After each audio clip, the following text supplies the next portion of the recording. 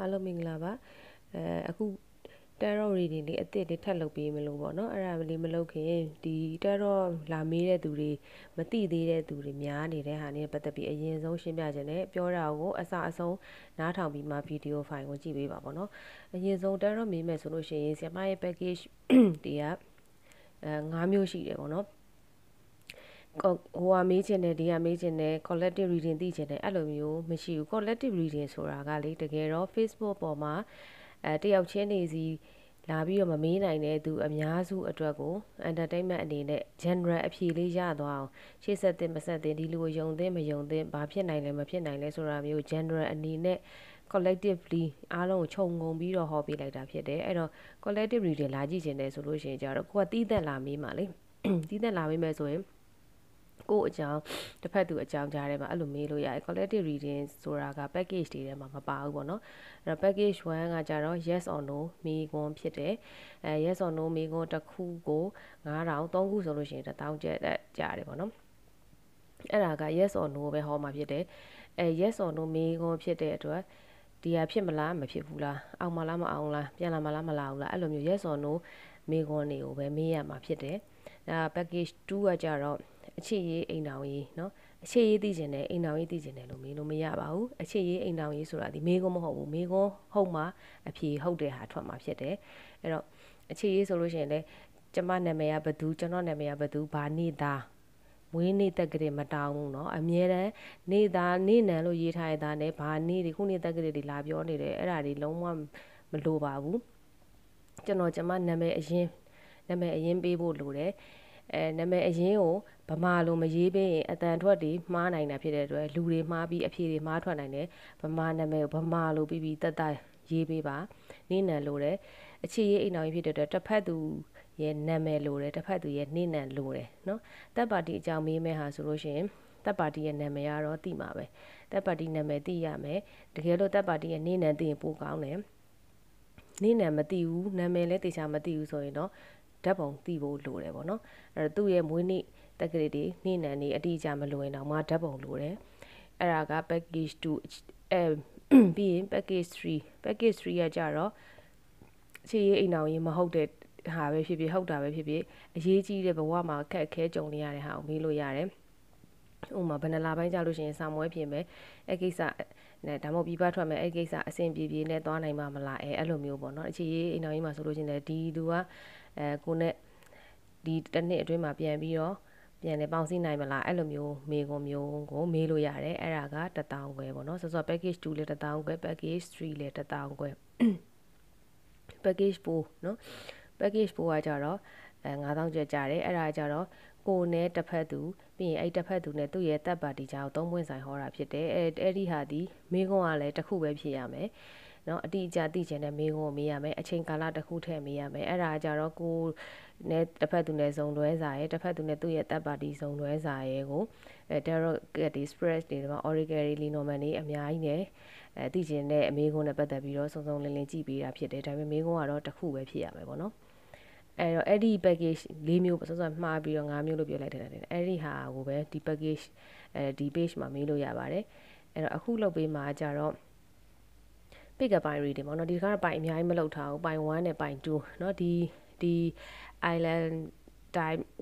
oracle lab oracle လေးနှစ်ထောက်ချထားတယ်ပန်းရောင်ကပိုင်း1အနက်လေးကပိုင်း2ပေါ့နော်ကိုစိတ်ထဲမှာဘယ်ပိုင်းကိုရွေးရမလဲဆိုတော့အရင်ဆုံးကြည့်လိုက်စိတ်ထဲမှာပေါ်လာတဲ့ရွေးချယ်ခြင်းဆုံးဖြစ်တဲ့ပိုင်းကိုရွေးပါအခြေရေးနဲ့ပတ်သက်ပြီးတော့လုပ်ပေးမယ် pick up ပိုင်း reading ပေါ့နော်ကိုရဲ့အခြေရေးမှာเนาะအိမ်အောင်ဘက်တွေအိမ်အောင်ရှိတဲ့သူတွေလည်းကြည့်လို့ရတယ်ချစ်သူကြီးစားเนาะဒါမှမဟုတ် crush တွေ single တွေကိုစိတ်ထဲမှာတယောက်ယောက်ကိုရွေထားတဲ့သူရှင်ကြည့်လို့ရတယ်ဘယ်သူမှမရှိဘူးဆိုတဲ့လူကတော့ကြည့်လို့မရဘူးပေါ့နော်အဲ့တော့အဲ့ဒါနဲ့ပတ်သက်ပြီးမိကုန်းတစ်ခုကိုအရင်ဆုံးတွေးလိုက်ပြီးရင်ပိုင်းနှစ်ခုတွေကကြိုက်တာတစ်ခုရွေးထားပါအရင်ဆုံးဒါကပိုင်း1ဒီပန်းရောင်လေးပန်းရောင် left oracle ကတ်ထုတ်လေးရွေးထားတဲ့သူတွေရဲ့ reading ပေါ့နော်ဒီကပိုင်း1သမားလေးတွေရဲ့အခြေရေးမှာဘာတွေကအခက်ခဲအနှောက်အယှက်တွေဖြစ်နေတယ်လဲဘယ်အရာတွေကြောင့်မလို့အဆင်မပြေတာတွေရှိနေတယ်လဲအခြေရေးမှာ block ဖြစ်စေတဲ့အရာတွေဘာတွေလဲလို့ကြည့်ထားပေးရပေါ့နော် too passive တဲ့နော်ပိုင်ဝမ်ကိုရွေးချယ်တဲ့သူတွေကနည်းနည်းဟိုစိတ်လောတယ်ပေါ့နော်စိတ်လောတာမျိုးနော် เนาะပိုင်ဝမ်းက too active မဟုတ် too passive ဆိုတော့မှားပြောတာ too passive ဆိုတော့ပိုင်ဝမ်းသမားလေးတွေကကိုယ့်ဘက်ကနေပြီးတော့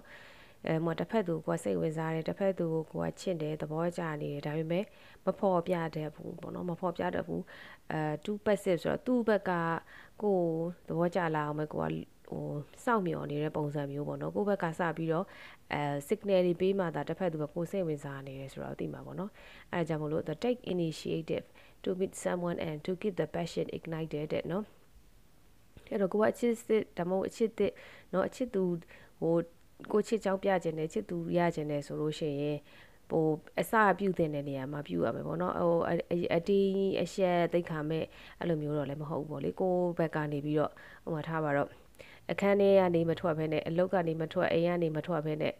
ဒီတိုင်းထိုင်နေလို့ကတော့ဒီလူတွေနဲ့ကိုချစ်တဲ့သူတွေဒီပိုင်းနဲ့တွေ့နိုင်တဲ့ chance တွေဘာတွေကနဲတာပေါ့နော်အဲ့လိုမျိုးပုံစံမျိုးအဲ့တော့သွားပါလာပါကိုလူမြင်ကွင်းမှာ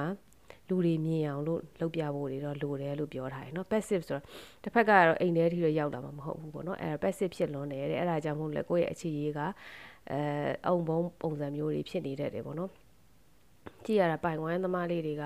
signal အပါဘူး single ဖြစ်နေရကြပြီချစ်သူမရှိတာမျိုးเนาะအဲ့လိုမျိုးအခြေအနေတစ်ခုကိုကြော်ဖြတ်နေရကြပြီဆိုတဲ့ပုံစံမျိုးတွေဖြစ်နိုင်တယ်ပေါ့เนาะဒါတော့လူအများစုနဲ့ကိုင်ညီခြင်းမှလည်းကိုင်ညီမယ်ကိုင်ညီတဲ့ဟာကိုယူတဲ့နောက်တစ်ခုက fated to be alone တဲ့ you give up on love because you think you are meant to be alone it's not true တဲ့ဒီစစလိုပဲပိုင်ဝမ်းသမားလေးတွေကအတိတ်မှာနာကျင်စရာအခြေအနေတွေနဲ့ကြုံခဲ့ရတာမျိုးတွေဖြစ်နိုင်တယ်အဲ့ဒါကြောင့်မို့လို့ထုတ်ထက်ချေရမှာကိုကြောက်ပြီးတော့ကိုယ်တိုင်ကိုနှလုံးသားကိုကိုယ့်ရဲ့ခန္ဓာကိုယ်ကိုတော့ခတ်ထားတာပုံစံမျိုးဖြစ်နိုင်တယ်ပေါ့နော်ငါဘဝမှာအချစ်ဆိုတာမရှိတော့ဘူးချစ်ခံရမယ့်ဟာလည်းမရှိတော့ဘူးပေါ့နော်အဲ့ဒါကြောင့်မို့လို့ငါပျောက်ကွယ်သွားတာပဲကောင်းပါတယ်ဆိုတဲ့ပုံစံမျိုးနဲ့အချစ်ကိုအရှုံးပေးလိုက်တာမျိုးဆက်မချစ်ရဲတော့တာမျိုးနော်ငါထီးချံဖြစ်မဲ့သူပါပဲဆိုပြီးတော့စိတ်ကိုတုံးချလိုက်တာမျိုးတွေပါနိုင်တယ်တဲ့အဲ့ဒါကမမှန်ဘူးပေါ့နော်အဲ့လိုမျိုးပြောထားတယ်တခုလုံးဝကတ်တည်းကအတိပဲတစ်ခုတည်းကိုပြနေနော်အထီးကျန်လုံးဝဆိုတာကိုအထီးကျန်နေတဲ့သူပေါ့နော် are you really alone တကယ်ရောတဲ့အထီးကျန်ဟုတ်လို့လားတဲ့ or are you afraid of loving someone who could hurt you တကယ်အထီးကျန်နေတာလားဒါမှမဟုတ်ရင်တင့်စီကိုလာမဲ့နောက်ထပ်အချစ်အစ်တွေကတင့်ကိုနာကျင်ပါအောင်လုံးမှာစိုးလို့တမင်တက်ကိုအထီးကျန်ခံပြီးတော့နေရလားတဲ့เนาะဒီတယောက်တည်းပဲနေတယ်ဆိုတဲ့ပုံစံမျိုးတွေเนาะအထက်ချစ်ရမှာကိုကြောက်တယ်ဆိုတဲ့ပုံစံမျိုးတွေဖြစ်နေတယ်တဲ့ missed signals you don't let others know you are interested တဲ့เนาะအဲ့တော့အချက်ပြတာတွေမှားနေတယ်ပေါ့နော်တင်ကစိတ်ထဲမှာသဘောကျနေတဲ့သူတစ်ဖက်သူဒါမှမဟုတ်ချစ်သူရှိရဲဆိုလို့ရှိရင်လည်းတင်သူ့ကိုဘလို့ဂယူးဆိုင်တာဘလို့ချစ်တာဘလို့စိုးရိမ်တာတွေကိုတင်ကပြပုံပြနီးเนาะချစ်ပုံချစ်နီးမှားနေတယ်တဲ့ flat and be approachable ကိုပုံစံကပေါ့ပါပါနဲ့ပြောပါပါနဲ့တစ်ဖက်သူရဲ့မျက်စိထဲမှာစိတ်ဝင်စားစရာကောင်းအောင်နော်ချစ်စရာကောင်းတဲ့အပြုအမူတွေရှိနေကြောင်းသူတို့ကြိုက်တဲ့အချက်အလက်တွေရှိနေကြောင်းကိုကပြသရမှာပေါ့နော်အဲ့တော့အချို့ကလည်းစိတ်ခံစားချက်အမှန်ကိုဟန်ဆောင်ပြီးတော့ဖုံးကွယ်ထားပြီးတော့နေတဲ့အခါမှာတစ်ဖက်သူကလည်းသူတို့ဘက်ကနေကိုအထင်မြင်ယူဆချက်တွေမှာလည်းလွဲသွားတတ်တယ်ပေါ့နော်အဲ့ဒါကြောင့်မို့လို့တခြားသူဘက်ကကိုချင်းကပ်လာမယ်ဆိုရင်တော့မှချင်းကပ်လာလို့ရတယ်ဆိုတဲ့ပုံစံမျိုးဖြစ်အောင်လို့ကိုသဘောကျတဲ့လူအတွက်ဆိုလို့ရှိရင်တော့ကိုက open ဖြစ်ထားပြီးဖို့လိုတယ်ပေါ့နော် flat ဆိုတော့စကားလေးတွေသူများလာပြီးအစပြောမယ်ဆိုရင်တော့မှကိုကဆရာမတို့လိုပေါ့နော်ဘလူးရုပ်တရေရုပ်ကြီးနဲ့ငုတ်တုတ်ကြီးထားရနေတာဘယ်သူမှလာပြီးတော့စကားတောင်လာပြောရဲမှာမဟုတ်အဲ့လိုမျိုးမဟုတ်ကိုသဘောကျတဲ့သူပဲဖြစ်ဖြစ်ကို့မှာ chance ဆိုတာရရှိတယ်နော်မမြင်နိုင်တဲ့ကံကြမ္မာတွေဆိုတာရရှိနိုင်တဲ့ divine timing တွေအဲ့တော့ဒီ universe ကစီစဉ်ပေးထားတဲ့အရာတွေရရှိတယ်အဲ့ဒီအရာတွေကိုယ့်စီကိုတကားလာခောက်ဖို့အချိန်မှာကိုကအထဲမှာလည်း lock တွေချထားပြီးတော့အပြင်ကလည်းအဆောင်အကျက်ခွေးဆိုးကြီးထားထားတယ်အဲ့ဒီတကားဘယ်သူမှလာခောက်မှာမဟုတ်ဘူးပေါ့နော်အဲ့တော့ flat ဖြစ်ရမယ် be approachable ဖြစ်ရမယ်တဲ့နော်နောက်တစ်ခုက incomplete မပြည့်စုံတာမျိုးပေါ့နော်အဲ့လိုမျိုးပုံစံမျိုးပြောထားတယ် you want someone who completes you တဲ့ but you need to be whole on your own အဲ့တော့တင်ကလူတစ်ယောက်ကိုကိုပြည့်စုံစေမဲ့သူမျိုးကိုကလိုချင်တယ်ပေါ့နော်ကိုဒီမှာဆိုလို့ရှိရင်ဒီပေါင်မုတ်ပေါ့နော်ပေါင်မုတ်ကအသေးပုံစံလေးလုပ်ပြထားတယ်အလေကောင်ပေါင်မုတ်ကြီးကပဲ့နေတာပေါ့နော် ကိုကဒီပဲ့နေတဲ့ကိုယ့်ရဲ့ဘဝမှာလိုအပ်နေတဲ့အရာကိုကိုယ့်ကိုဖြည့်ဆည်းပေးနိုင်မဲ့လူမျိုးကိုကလိုချင်တယ်မျှော်လင့်ထားတယ်ဒါပေမဲ့တခြားသူလာဖြည့်ပေးမှကိုယ့်ဘဝကြီးကပြည့်စုံမှာမဟုတ်ဘူးပေါ့နော်ကိုယ့်ဘဝကဘယ်သူမှမရှိလဲပြည့်စုံနေရမယ်ကိုကျေနပ်နေရမယ်ဆိုတဲ့ပုံစံမျိုးပြထားတယ်လူတကာကတခြားသူတွေကိုဖြည့်ဆည်းပေးရမယ်လိုတာတွေအကုန်ဖြည့်ဆည်းပေးရမယ်ဆိုတဲ့ဟာမျိုးကိုဘယ်သူမှသတ်မှတ်ထားတာမရှိဘူးပေါ့နော်အဲ့တော့ဘယ်သူမှမရှိလဲကိုကမွေးလာတော့လည်းတယောက်တည်းပဲတည်သွားရင်လည်းတယောက်တည်းပဲသွားပဲဒါတန်တရားဆက်မှာကျင်လည်နေသမျှကာလပတ်လုံးဒီတိုင်းပဲဖြစ်မှာပဲပေါ့နော်အဲ့တော့ကိုမှလိုအပ်နေတဲ့အရာတခြားသူလာဖြည့်ပေးရမယ်ဆိုတဲ့စိတ်ကိုမတွေ့နဲ့ကိုမှရှိတဲ့အရာဒီကိုယ်တိုင်ပဲဖြည့်မှရမယ်ဆိုတဲ့သဘောမျိုးကိုလက်ကင်ထားပါဆိုပြီးတော့ဒါကပြောထားတယ်နော်အဲ့တော့ဒီ energy တွေနဲ့ကြိုက်တယ်ဆိုရင်ဒီ reading ကိုဆက်ကြည့်ပေါ့နော်ဒီမှာ tarot card တွေနဲ့angel message တွေဆွဲထားပြီးတယ်ကတ်လေးကိုကြည့်လိုက်ပါနော်အဲ့တော့ဒီပိုင်1ကိုရွေးချယ်တဲ့သူတွေရဲ့ energy ပေါ့နော်ပိုင်1ရွေးချယ်တဲ့သူ energy the sun တဲ့နော်ကိုကလွတ်လွတ်လပ်လပ်နေတဲ့ကိုဘဝမှာအပူပင်မရှိဘဲနဲ့အရင်တော့ပေါ့နော်ဒါကိုယ့်ရဲ့ type ကိုယ့်ရဲ့ခံစားချက်လည်းဖြစ်နိုင်တယ်ကိုယ့်ရဲ့အတိတ်လည်းဖြစ်နိုင်တယ်ကိုကပြောပါလေးနဲ့ပေါ်ဘာမှနာကျင်နေတာတွေမရှိသေးခင်အချိန်တုန်းကတော့ကို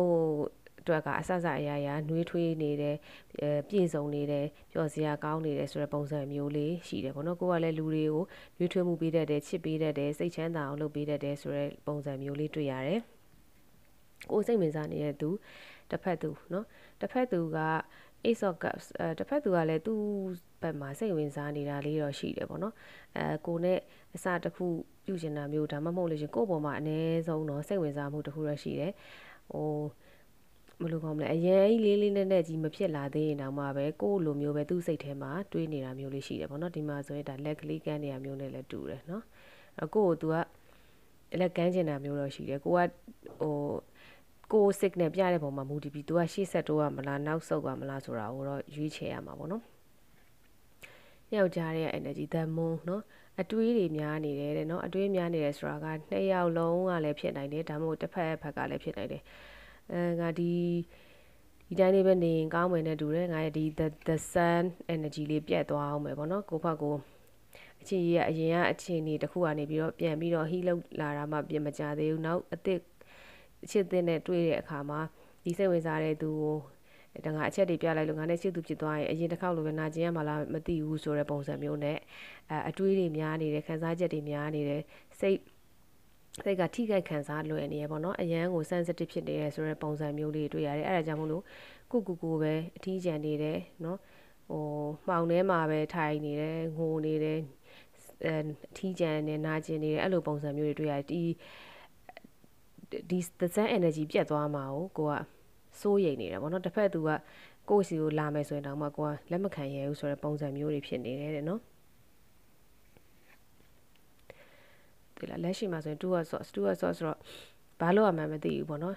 ရှေ့ဆက်တိုးရင်ကောင်းမလားနောက်ဆုံးရင်ကောင်းမလားဒီတိုင်းပဲနေရင်ကောင်းမလားဆိုတာကိုရွေးချယ်ဖို့လမ်းနှစ်လမ်းရွေးချယ်ရမယ်ဘာကိုရွေးချယ်ရမလဲမသိဘူးဒီမှာလည်း emotion တွေများနေတယ်ဆိုတဲ့ဟာမျိုးတွေ့ရတယ်နော်မျက်စိပိတ်ပြီးတော့ဓာတ်နှစ်ချောင်းကင်ပြီးတော့ကန်းချင်ကကြောက်တုံးတွေပေါ်မှာထိုင်နေတယ်ကြောက်တုံးကြီးတဲ့ဝယ်နောက်ကိုပဲခုံချလိုက်ရမလားအရှိရရန်သူပေါ်လာရှေ့ရရန်သူကိုပဲပြန်တိုက်ရမလားအဲ့လိုမျိုးတွေအတွေးတွေထဲမှာကိုယ့်အတွေးနဲ့ကို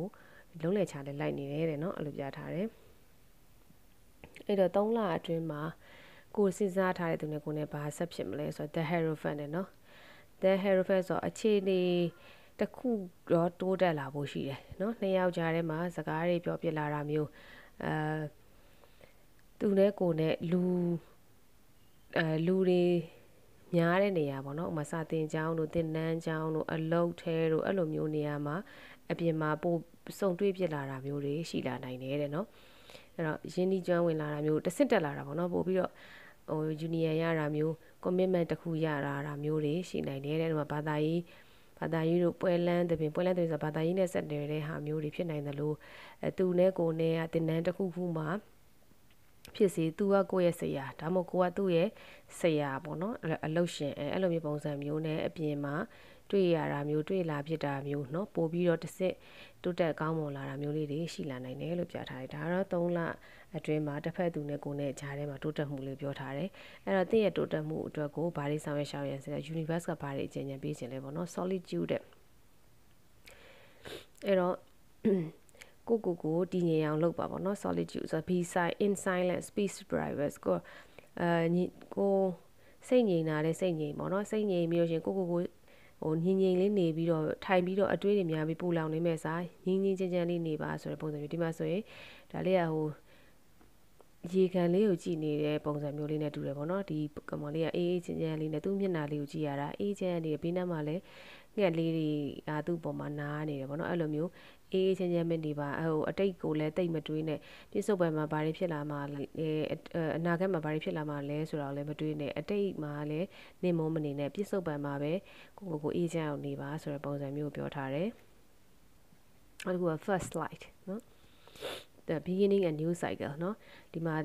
ာသူလည်းအစပြုချင်နေတယ်ကိုကလည်း cycle တစ်ခုကိုစလို့ရတယ်တဲ့เนาะဘဝသစ်တစ်ခုအခြေအနေသစ်တစ်ခုဒီမှာဆိုလို့ရှိရင်ဒီပုံစံလေးကိုကြည့်လို့ရှိရင်နှွေးထွေးတဲ့ရောင်ကြီးနေရောင်ကြီးပျော့လေးเนาะအဲ့လိုမျိုးပုံစံမျိုးလေးနဲ့တူတယ်ဒီမှာလည်းငှက်ဥလေးတွေเนาะအဲ့တော့ဒီကကြတော့ငှက်အတောင်ပံနေကြွေကြသွားတာပေါ့နော်ဒီဘက်မှာငှက်အတောင်ပံန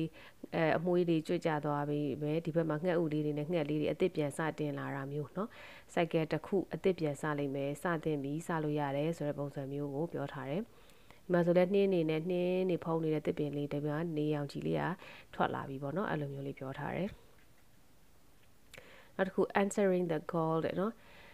the time is now တဲ့လားအချိန်ရောက်ပြီရနော်အဲ့တော့ကိုတကယ်လို့တစ်ဖက်ကဆက်သွယ်လာလို့ရှိရင်ဖြစ်ဒီမှာဒီပုံလေးကိုကြည့်တကားလေးကိုလာခောက်လိုက်တာတွေ့လားအပြင်မှာရွှေသမင်လေးရှိရပေါ့နော်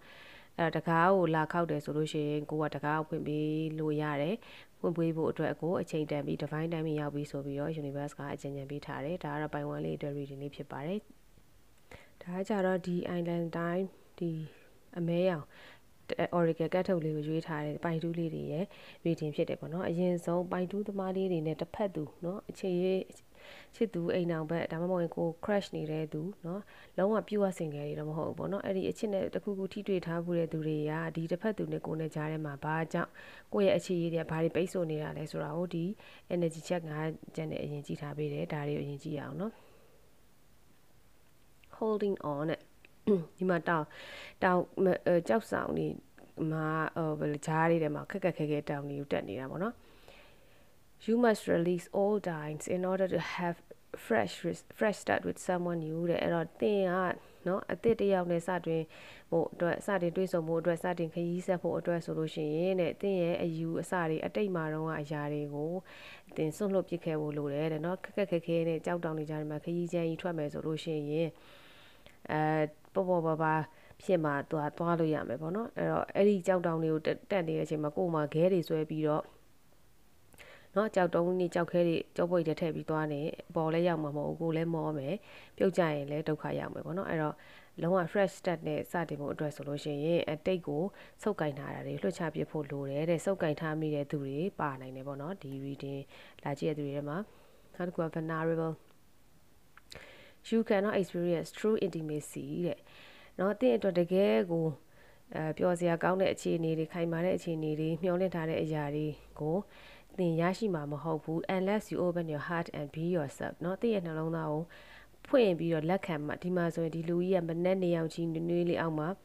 ဟိုရင်ကိုဖွင့်ပြီးတော့ဒီနေအောင်ကြီးရဲ့အနွေးဓာတ်တွေเนาะဒီရာသီဥတုရဲ့ကြည်လင်တန့်ရှင်းမှုတွေဒီနေအောင်ကြီးထဲမှာပါတဲ့ဟုတ်ဗိုက်တာမင် D ကိုရစေတဲ့အရာတွေเนาะအဲ့ဒါတွေတော့လက်ခံနေတယ်ပေါ့เนาะသင်ကရင်ဖွင့်ပြီးလက်မခံလို့ရှိရင်သိစီကိုဘာကောင်းကျိုးရှိတဲ့အရာမှလာမှာမဟုတ်ဘူးတဲ့အဲ့တော့သင်ကဘာလဲဆိုတာကိုသင်ကိုယ်သင်တန်ဖိုးထားပါသင်ကိုယ်သင်သိပါသင်ကအရာဝတ္ထုတွေကိုလက်ခံမှသင်စီကိုရောက်လာမှာဖြစ်တယ်တဲ့နော်နောက်တစ်ခုက fear of touch you don't trust touch တဲ့နော်လူတွေကိုလာပြီးတော့ထိတွေ့မှာကိုကမယုံဘူးလက်မခံဘူး take small steps until you feel comfortable with others တဲ့အဲ့တော့လူတွေကိုအတင်းလက်ခံလိုက်တော့အခုတင်းနားမှာရှိနေတဲ့သူတွေအကုန်လုံးကိုတင်းလက်ခံလို့ရတယ်လို့ပြောတာတော့မဟုတ်ဘူးတင်းကကြောက်နေတယ်အတိတ်မှာရှိတဲ့ trauma တွေကိုတင်းသေးသေးချာမကူရသေးတဲ့လူတွေအတိတ်မှာနာကျင်စရာအခြေရေးတွေနဲ့ကြုံတွေ့ခဲ့ရတယ်ကိုယ်တိုင်မဟုတ်ရင်တော့မှကိုမိသားစုထဲမှာเนาะဒီလိုအခြေရေးအဆင်မပြေတာတွေတငယ်ချင်းမိတ်ဆွေတွေထဲမှာဖြစ်စေเนาะမိသားစုထဲမှာဖြစ်စေအိမ်တော်ကွဲတာတွေအဲ့လိုမျိုးတွေတွေ့ပြီးတော့ကိုကကြောက်နေတယ်လူတွေကိုလက်ကမ်းလာရင်တော့မှအဲ့လက်ကမ်းတာကိုမယူရဲဘူးမကြိုက်ရဲဘူးမထိရဲဘူး touch ကိုကြောက်နေတယ်ပေါ့နော်အဲ့လိုမျိုးဆိုရင်လာသမျှလက်ကိုတော့လှမ်းပြီးတော့မကမ်းယူရင်တော့နောက်တစ်ဆင့်ခြေလမ်းတစ်ခုနောက်ပြန်ဆုပ်လိုက်ပါဆုပ်ပြီးသွားလို့ရှိရင် ပြန်စဉ်းစားပါပေါ့နော်ကိုတခြားသူတွေနဲ့ပတ်သက်ပြီးတော့တိတိကျကျစဉ်းစားဆုံးဖြတ်ဖို့အတွက်အချိန်ခဏလေးယူပါတဲ့เนาะအဲ့လိုမျိုးလေးပြောထားတယ် not many type not my type တဲ့เนาะbe open to different types of people because you may be surprised who you will find အဲ့တော့ဒီ reading ကပိုင်တူးသမားလေးတွေကလူတွေကိုရွေးချယ်ပြီးတော့ပေါင်းတတ်တာမျိုး introvert ပုံစံမျိုးဖြစ်နိုင်တယ်ပေါ့နော်လူတွေနဲ့တိတ်ပြီးတော့မပေါင်းခြင်းပိုင်1နဲ့ပိုင်2နဲ့ energy ကတိတ်မကွာသလိုမျိုးတွေဖြစ်နိုင်တယ်နော်ဒီပုံထဲမှာဆိုရင်လူပြူတွေကလူမဲတွေရောအစုံပါတယ်ပေါ့နော်တရုတ်တွေရောဒီမှာအစုံပါတယ်အဲ့တော့လူပေါင်းစုံနဲ့ကိုကဆက်ဆံပေါင်းတင်ကြည့်ပါအဲ့ဒါမှလူပေါင်းစုံရဲ့အကျင့်တွေအမှုအကျင့်တွေဟိုသူတို့စီရဆောင်ရန်ရှောင်ရန်နေသူတို့ရဲ့မကောင်းတဲ့အရာတွေကောင်းတဲ့အရာတွေကိုကသိယူပြီးတော့မှကိုယ့်အတွက်ကိုဘယ်အရာတွေကိုယူသင့်တယ်ဘယ်အရာတွေကိုပယ်သင့်တယ်ဆိုတာမျိုးကိုကိုကသင်ခန်းစာယူတတ်အောင်ပေါင်းသင့်တတ်အောင်เนาะအမြင်ကျအောင်လုပ်ဖို့လိုတယ်တဲ့เนาะအဲ့တော့ကိုကဘသူ့ကိုမှမပေါင်းသင်ဘူးဆိုလို့ရှိရင်တယောက်တည်းပဲနေရဆိုရင်လူတွေရဲ့လဲဝဲတာတွေလဲပတ်တာတွေလိန်ညာတတ်တာတွေလှည့်စားတတ်တာတွေကိုကိုကမသိဘူးဖြစ်တတ်တယ်မသိလို့ရှိရင်အလွယ်တကူအလိန်ခံရတတ်တယ်ပေါ့နော်အဲ့တော့ different types of people တွေနဲ့ပေါင်းပူးမွင်လင်းလေးပေါင်းသင်ဆက်ဆံပါနော်အဲ့ဒါမှသာသူတို့ရဲ့ကိုဘာလဲကိုဘာတွေလုပ်တင်တယ်လဲဆိုတာကိုသိလာလိမ့်မယ်တဲ့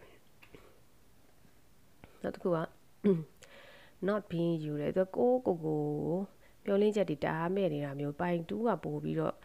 ဆိုတယ်เนาะခံစားချက်တွေကလေအဲ့တော့ you are trying to project a perfect image ကိုတော့အရန် perfect ဖြစ်ချင်တယ်เนาะငါအရန်ကောင်းချင်တယ်သူငါဘယ်နေရာမှချွတ်ရင်းချက်မရှိချင်ဘူးတခြားသူတွေငါ့ကိုဝေဖန်တာမျိုးတွေမကြိုက်ဘူးဘာညာလူဆိုတာကတော့ဘယ်သူမှအပြည့်ကင်းတာမရှိဘူးပေါ့နော်ကို့မှာလည်းအားနေချက်အားသာချက်ရှိမယ်တခြားကိုဝေဖန်နေတဲ့လူမှာလည်းအားနေချက်အားသာချက်ရှိမယ်အဲ့တော့ကိုကအရန်ကို project ဆိုမိမောင်းထိုးပြချင်တာပေါ့နော်ကိုယ့်ရဲ့ကောင်းတဲ့အရာတွေပဲလူတွေကိုကိုကပြချင်တယ်အဲ့လိုတော့ဖြစ်လို့မရဘူးတဲ့ but it's not really you တဲ့အဲ့ဒါကသင်ရဲ့အမှန်တရားမဟုတ်ဘူးပေါ့နော် be yourself ဘာဖြစ်လဲကိုယ်မှရှိတဲ့အတိုင်းပေါ့နော်ကိုကဒီချက်တွေမကောင်းဘူးဘာဖြစ်လဲငါမကောင်းဒါပေမဲ့ငါဘယ်သူမှဒုက္ခမပေးဘူးမလိမ်ကြဘူးမကောက်ချင်ဘူးငါအသားမဲတယ်ဘာဖြစ်လဲအသားမဲတာတဘာဝအတိုင်းလှအောင်ပြင်တတ်တယ်ဘယ်လိုခေါ်မလဲစိတ်မဲတာမဟုတ်ပြီးတာပဲဟုတ်တယ်နော်အဲ့လိုမျိုးပေါ့ကိုပဲနေပါဟန်ဆောင်တာတွေလိမ်ညာတာတွေကိုယ့်ရဲ့အမှန်တရားကိုလက်မခံဘဲနဲ့တခြားသူကအရန်ချမ်းသာနေတယ်ဆိုတော့ကိုကအရန်ချမ်းသာလို့တခြားသူလိုမျိုးချမ်းသာဖို့အတွက်ကိုဘယ်လိုခေါ်မလဲလမ်းမှန်နီးမှန်မဟုတ်ဘဲနဲ့ဖြတ်လဲလိုက်တာမျိုးတွေအဲ့လိုမျိုးတွေမလုပ်နဲ့ပေါ့နော်ကိုယ့်ရဲ့နီးမှန်လမ်းမှန်ကိုစူးစမ်းရင်ကိုရမယ်ကိုတက်ရင်ကိုပညာစူးစမ်းကိုပညာနဲ့လုပ်မယ်ဆိုရင်ကိုယ့်ရဲ့အသိပညာအတတ်ပညာတွေအရာကိုကပိုင်ဆိုင်နိုင်မယ်လုပ်ငန်းမှာငွေကြေးတွေစီးပွားတွေเนาะပညာတွေဘာတွေကကိုယ့်ရဲ့အရေးအချင်းရှိတဲ့အတိုင်းပဲကိုသွားမှာပေါ့နော်အဲ့လိုမျိုးပဲအချင်းကြီးမှဆိုလို့ရှိရင်လည်းကိုကကြတော့ကိုပဲအရန်ကောင်းတယ်အရန်တော်တယ်ဆိုတဲ့ပုံစံမျိုးနဲ့တခြားသူတွေနဲ့လိုက်မရှင်ပါနဲ့ပေါ့နော်ကိုပဲလက်ခံနိုင်အောင်လုပ်ပါအဲ့ဒါမှသာဟန်ဆောင်မှုတွေနဲ့ကင်းဝေးမှာဖြစ်တယ်ဆိုတဲ့ပုံစံမျိုးကိုပြောထားတယ်အဲ့တော့အရင်ဆုံး tarot card လေးကြည့်လိုက်အောင်နော်အဲ့တော့အခုမှပိုင်2ကိုရွေးချယ်ထားတဲ့သူတွေရဲ့လက်ရှိ energy နော်ပိုင်2ကိုရွေးချယ်တဲ့သူတွေလက်ရှိ energy က Fight of Pentacles ပိုင်2သမားလေးတွေလက်ရှိမှာနည်းနည်းငွေကြေးအခက်အခဲတွေကြုံတွေ့နေရတာမျိုးလေးတွေလည်းဖြစ်နိုင်တယ်အတိတ်ကRS တခုကနေပြီးတော့เนาะအထီးကျန်နေရတာနာကျင်နေရတာအချို့ကွဲပြက်သွားတာเนาะအဲ့လိုမျိုးဘယ်လိုခေါ်မလဲနာကျင်စရာအတိတ်တခုကနေအခုမှထွက်လာတယ်ဆိုတဲ့ပုံစံမျိုးလည်းဖြစ်နိုင်တယ်ဒါမှမဟုတ်ရင်အခုလက်ရှိမှာဒီအိမ်တောင်ရေးတွေအခြေရေးတွေတစ်ဖက်သူရှိနေတယ်ဆိုတဲ့သူတွေကတော့မှအဆင်မပြေတာမျိုးသူနဲ့ကိုနဲ့ကဘလို့မှညှိနှိုင်းလို့မရတာမျိုးနှစ်ယောက်ကြားထဲမှာအေးဆက်မှုတွေပဲเนาะအေးဆက်မှုတွေမှာကြောမှုတွေနာကျင်စရာကောင်းတဲ့အခြေအနေတွေကိုကြော်ဖြတ်နေရတယ်ဆိုတဲ့ပုံစံမျိုးလေးကိုတွေ့ရတယ်ဒါလက်ရှိပိုင်2သမားလေးတွေလက်ရှိ energy ပေါ့နော်တစ်ဖက်သူရဲ့ energy fight or sort တစ်ဖက်သူကနည်းနည်းအနိုင်ယူတတ်တယ်เนาะကိုယ့်ဆိုလို့ရှိရင်သူလိုပုံသွင်းနိုင်တယ်ဆိုတဲ့ပုံစံမျိုးရှိတယ်တခြားဒါမှမဟုတ်လို့ရှိရင် तू ကအရင်တော့အတိတ်မှာလဲဒီလိုနာကျင်စရာတွေသူများတစ်ဖက်သူနောက်ကျောကိုဓာတ်နဲ့ထိုးခံရတာမျိုးတွေကို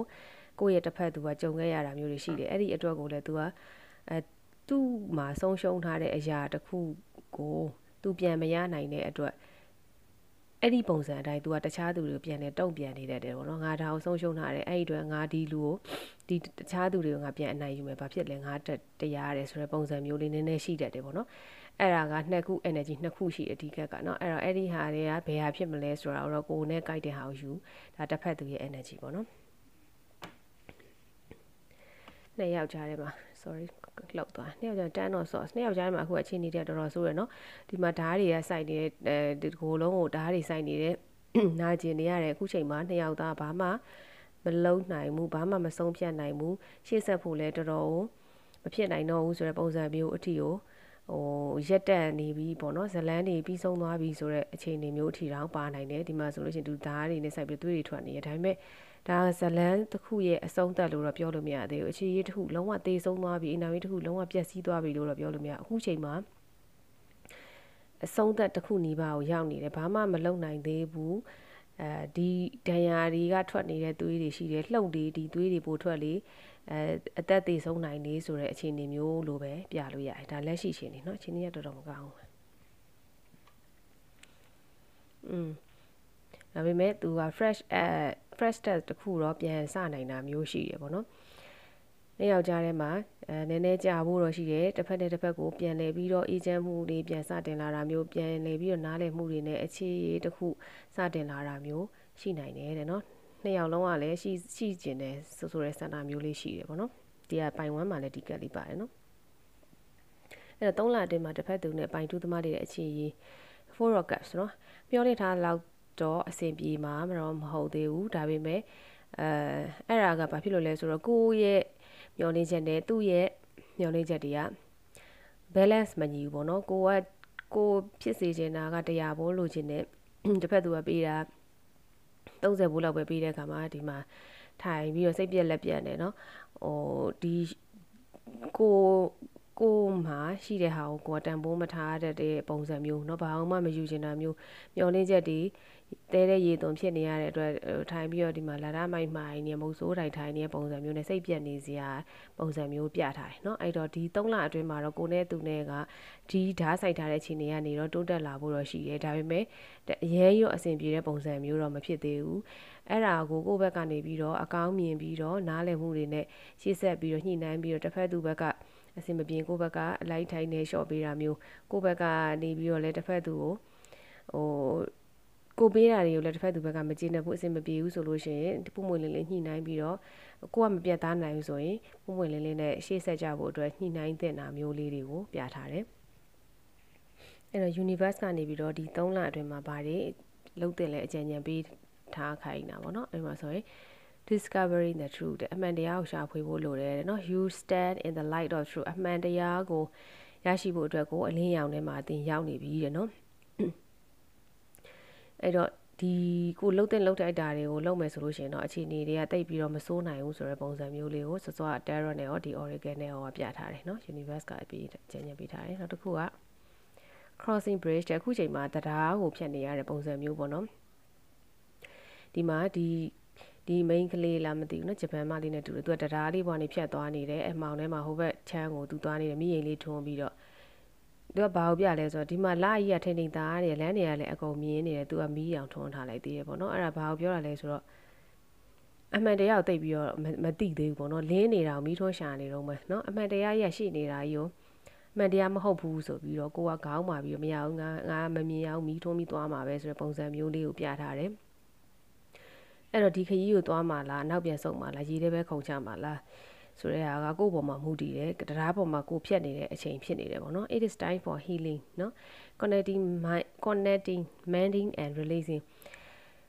ကိုယ့်အတွက်အမှန်တရားကိုရှိနေပြီးသားအဲ့ဒါကိုကိုကအဲ့အမှန်တရားကိုမြင်ဖို့အမှန်တရားကိုဆက်သွယ်ဖို့ကိုယ်မှာမှားနေတာရှိရင်ပြင်ဆင်ဖို့မကောင်းတဲ့အရာတွေရှိရင်စွန့်လွတ်ပစ်ဖို့အချိန်ရောက်ပြီတဲ့နော် healing လုပ်ဖို့အချိန်ရောက်ပြီဆိုပြီးတော့ universe ကပြောထားတယ်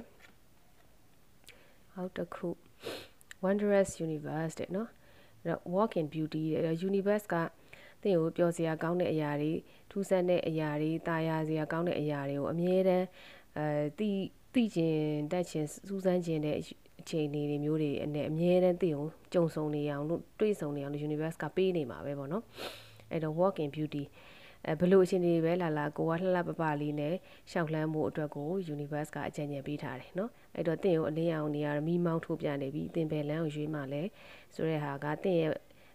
ဘယ်လိုခေါ်မလဲတင့်ရဲ့အပြုအမူပေါ်မှာပဲတင့်ရဲ့အုံနောက်တဲ့အတွေးခေါ်နဲ့စဉ်းစားဆုံးဖြတ်တဲ့ပုံမှာပဲမူတည်တယ်ဆိုပြီးတော့ universe ကအကြံဉာဏ်ပေးထားပါတယ်ဒါကတော့ပိုင်း2လေးအတွက် reading လေးဖြစ်ပါတယ်ဒီ reading လေးကိုနှစ်သက်သဘောကျတယ်ဆိုရင်